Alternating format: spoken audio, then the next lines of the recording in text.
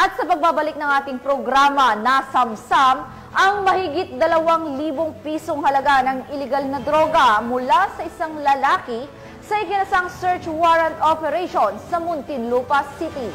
Yan ang tinutukan ni Patrolwoman Ivy Corporal.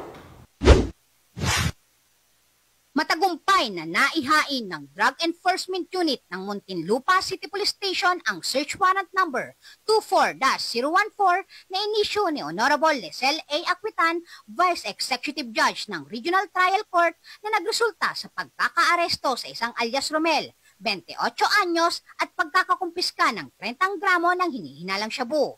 Ito ay naganap nito lamang Hunyo 31 taong kasalukuyan.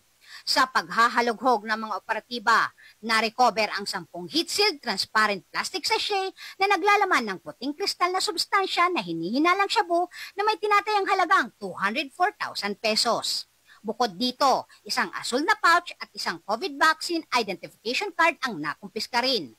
Reklamong paglabag sa Section 11, Article 2 ng Republic Act 9165 o Comprehensive Dangerous Drug Act of 2002 ang kinakaharap na kaso ng naarestong sospek. Mula dito sa Metro Manila, ako po ang inyong PNN correspondent, Patrolwoman Ivy Corporal, alagad ng batas, tagataguyod ng balitang pulis.